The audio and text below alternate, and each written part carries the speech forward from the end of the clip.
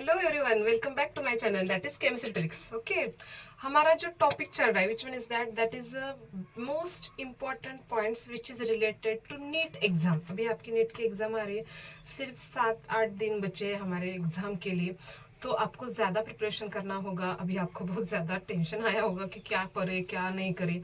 थोड़ा सा वीडियोस देख लो मेरे, और ज़्यादा आपका जो टेंशन है वो थोड़ा टेंशन आपका रिलीज हो जाएगा ना। ओके, क्योंकि मैंने जो पॉइंट्स बताए मोस्ट इम्पॉर्टेंट पॉइंट्स ये, उसके ऊपर ही ज़्यादा फोकस करो। बस उतना ही किया तो मेरे ख्याल से मोर देन सफिशिएंट होगा, क्योंकि मैंने जो पॉइंट्स निकाले हैं वो ऑल जो पॉइंट्स है, all these are the points which are related to previous year question papers now. ठीक है, ज़्यादा से ज़्यादा जो क्वेश्चंस आते हैं वो मोस्टली प्रीवियस ईयर से रिलेटेड ही आते हैं ना। ठीक है, उसके ऊपर ज़्यादा फोकस कर लो। अब तक तो मैंने जो वीडियो बनाए वो फर्स्ट वन फिजिकल सेक्शन का 11th and 12th standard NCERT book दोनों का लिया है मैंने कॉम्बिनेशन। नेक्स्ट वन दूसरा जो वीडियो बनाया था मैंने वो इनऑर्गेनिक सेक्शन का बनाया है, again 11th and 12th standard दोनों का कॉम्बिनेशन है, एनसीईआरटी बुक से रिलेटेड ही। ज़्यादा से ज़्यादा क्वेश्चन एनसीईआरटी बुक से ही आते, that is a standard book now. ठीक है, नाउ अनदर पार्ट देखो, ऑर्गेनिक केमिस्ट्री के 3 सेक्शंस है हमारे। First one physical section, inorganic section and organic section. Physical and inorganic दोनों तो पार्ट क्लियर हो गए, रह गया बाकी हमारा ऑर्गेनिक सेक्शन। तो चलो आज देखते most important points that is related to organic chemistry now. 11th and 12th दोनों को कॉम्बिनेशन करके मैंने बताया ना। ठीक है, बनाया है क्वेश्चंस, कितने कितने क्वेश्चंस नहीं है बट बेसिक पॉइंट्स है, कौन से पॉइंट्स है उसके ऊपर ही आपको ज्यादा फोकस करो। उतने ही किए तो ही चलेगा, उससे ज्यादा करने की बिल्कुल भी जरूरत नहीं है आपको ना। ठीक है, बुक्स बहुत बड़े हैं आपके एनसीईआरटी एंड स्टेट बोर्ड, आप कौन सा स्टडी करे कितना करे, ज़्यादा फोकस मत कर लो। बस इतना ही मैं बोल रही हूँ, उतने ही पॉइंट्स कर लो, मोर देन सफिशिएंट होगा। अगर आपको सच नहीं लग रहा होगा तो प्रीवियस ईयर के क्वेश्चंस पेपर देख लो, वही पॉइंट्स होंगे ना। ठीक है, so let's start the video. See organic chemistry. Organic chemistry में सबसे इंपॉर्टेंट पार्ट तो एक ही है, that is a functional group. All functional groups are most important, उसके common names and IUPAC names दोनों इंपॉर्टेंट है। उसके ऊपर एक या फिर 2 क्वेश्चन, मैं तो एक्चुअली बोल रही हूँ 4 to 5 क्वेश्चंस उससे रिलेटेड ही होते हैं एक्चुअली। क्यों होते हैं? क्योंकि केमिकल रिएक्शंस आते हैं, केमिकल रिएक्शंस में तो नेम्स दिया जाता है या फिर स्ट्रक्चर दिया जाता है। अगर स्ट्रक्चर होगा तो नेम लिखना पड़ेगा, नेम दिया होगा तो स्ट्रक्चर लिखना पड़ेगा।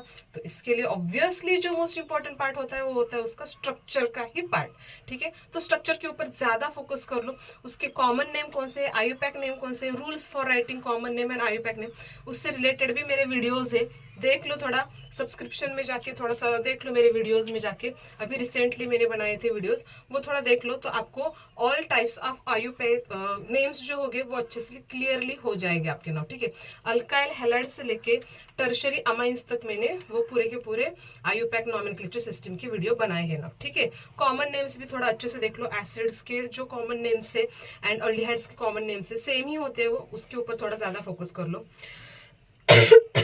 Sorry, then next one part reactivity of functional group, वो भी इंपॉर्टेंट होता है।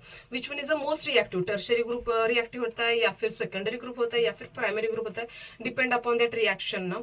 Most of the tertiary group ही सबसे ज्यादा रिएक्टिव होता है ना, उसके ऊपर ज्यादा फोकस कर लो रिएक्शंस के।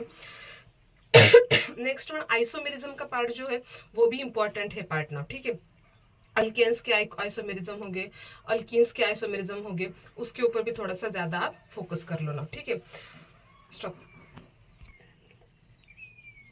आइसोमेरिज्म का जो पार्ट है वो भी मोस्ट इंपॉर्टेंट पार्ट है ना। ठीक है, मतलब अगर अल्कीन दिया जाएगा आपको, सिर्फ मॉलिक्यूलर फॉर्मूला दिया जाएगा, उसके आपको कितने नंबर ऑफ स्ट्रक्चर्स बनते हैं, वो पार्ट जो है वो मोस्ट इंपॉर्टेंट पार्ट है। How many number of structures which is present into butene, how many number of structures which is present into pentene, और पेंटीन से कितने स्ट्रक्चर बनेंगे, इस पैटर्न के क्वेश्चंस होता है। एक क्वेश्चन तो उससे रिलेटेड आएगा ही ना आएगा।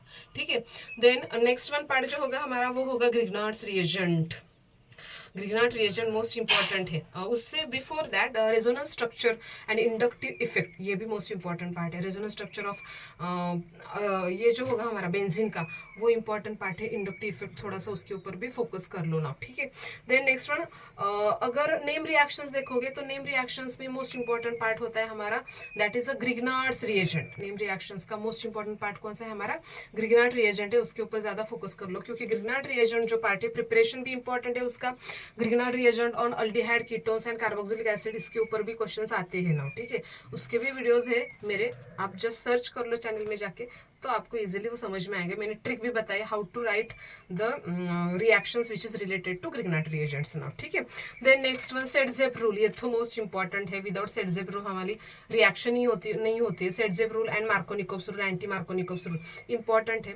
Markovnikov's rule which is exactly opposite with Saytzeff rule ना, ठीक है। दोनों सेम है बट अपोजिटली डायरेक्ट करते हैं, एडिशन एंड एलिमिनेशन रिएक्शंस के लिए वो फॉलो करते हैं ना, ठीक है। वो भी थोड़ा फोकस कर लो।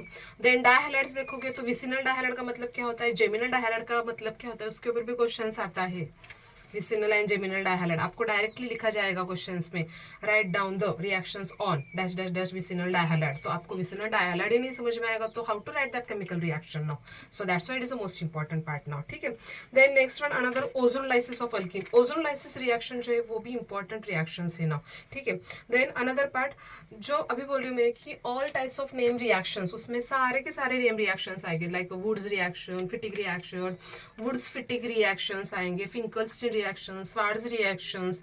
So all the name reactions which is present into 11th and 12th standard are most important. Reimer-Tiemann reactions होगी, Cannizzaro reaction होगी, अगर aldol condensation reaction, cross aldol condensation reaction, ये इसमें से कुछ इंपॉर्टेंट रिएक्शंस है। उसके प्रोडक्ट किस पैटर्न में फॉर्म होते हैं, रिएक्टेंट कौन सा होता है, वो थोड़ा क्लियरली अच्छे से कर लो ना, ठीक है। Then next one another optical activity, ये एक इंपॉर्टेंट पार्ट है, ऑप्टिकल एक्टिविटी का पार्ट। उसके ऊपर भी क्वेश्चंस मोस्ट ऑफ आते हैं। कायरल कंपाउंड का मतलब क्या होता है, कायरल कार्बन का मतलब क्या होता है, one carbon containing all different functional group that is carbon is called as what, chiral carbon atom. तो ये भी आपको अच्छे से क्लियरली समझ में आना चाहिए। उसके plane of polarized light mirror image किस पैटर्न में होगी, वो थोड़ा अच्छे से क्लियरली कर लेना, ठीक है।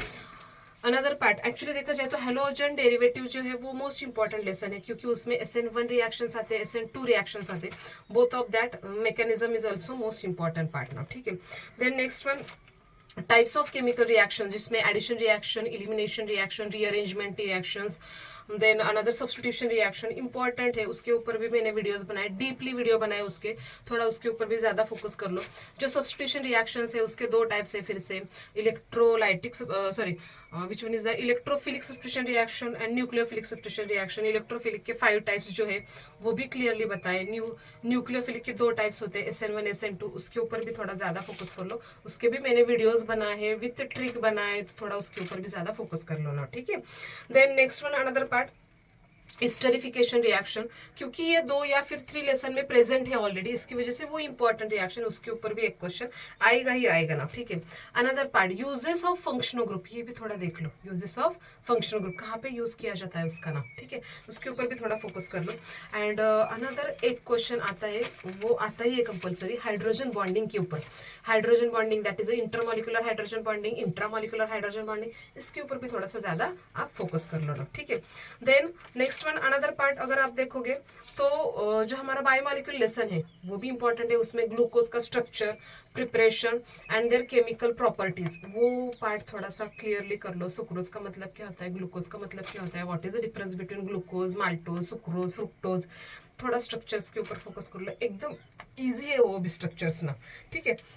Then next one adenine, guanine, cytosine, then uracil, thymine, इसके जो स्ट्रक्चर्स है उसके ऊपर भी एक क्वेश्चन आता है, तो वो भी अच्छे से आपको क्या करना है, क्लियर करना है ना पार्ट। डीएनए का स्ट्रक्चर कौन सा है, आरएनए का स्ट्रक्चर ऑब्वियसली वो बीएस बायोलॉजी में प्रेजेंट है, तो उसमें भी आपका वो ज्यादा क्लियर होगा as compared to chemistry section ना, ठीक है। देन नेक्स्ट वन जिटराइंस का मतलब क्या होता है, वो भी थोड़ा देख लो। Classification of polymers depends upon, कौन सा डिपेंड्स है, मतलब कहाँ पे उसका ऑकरेंस है, उसका प्रिपरेशन क्या है, उसकी स्ट्रेंथ क्या है, उसके ऊपर जो क्लासिफिकेशन बना गया है वो थोड़ा ज्यादा प्रिपेयर अच्छे से कर लो ना, ठीक है। ये पॉलीमर सेक्शन से रिलेटेड होगा। देन स्ट्रक्चर ऑफ, ये स्ट्रक्चर तो मोस्ट इंपॉर्टेंट है, नाइलॉन्स के जो स्ट्रक्चर है ना, नाइलॉन 6, नाइलॉन 2, नाइलॉन 12, ये इस पैटर्न के जो स्ट्रक्चर्स है ना उसमें थोड़ा कंफ्यूजन होता है आपका, but don't confuse on that structure, it's very easy part. सिर्फ कार्बन C डबल बॉन्ड हो वहाँ पे जहाँ पे चेंज होता है, वहाँ पे एक्चुअली हमारा नाइलॉन 2 और 6 का जो पार्ट होता है वो चेंज होता है, तो वो भी थोड़ा अच्छे से क्लियरली कर लो। बुना N, बुना S, ये भी अच्छे से कर लो। देन हाई डेंसिटी पॉलीमर का मतलब क्या होता है, लो डेंसिटी पॉलीमर का मतलब क्या होता है, उसके जो यूजेस है वो थोड़ा क्लियरली कर लो। वैसे देखा जाए तो ऑर्गेनिक सेक्शन में all name reactions all structures, all functional groups, that is common names, IUPAC's name, ज़्यादा से ज़्यादा उसके ऊपर ही, फंक्शनल के ग्रुप के ऊपर ही फोकस कर लो. Then another types of chemical reaction, that is rearrangement, addition reaction, elimination reaction, वो ज़्यादा स्टिचेस कर लो. देन डिहाइड्रेशन का मतलब क्या होता है, डिहाइड्रोहैलोजिनेशन का मतलब क्या होता है, कार्बोक्सिलेशन का मतलब क्या होता है, वो भी क्लियरली कर लो. पॉइंट्स नाम में ही सब कुछ है एक्चुअली, उसमें ही थोड़ा सा क्लियरली कर लो. अगर आपको कुछ डाउट होगा तो ऑब्वियसली मेरे वीडियोस वहाँ पे प्रेजेंट है, ऑर्गेनिक के ज़्यादा वीडियोस है मेरे, तो उसके ऊपर अगर आपने ज़्यादा फोकस किया तो वो मास आपके हाथ के है.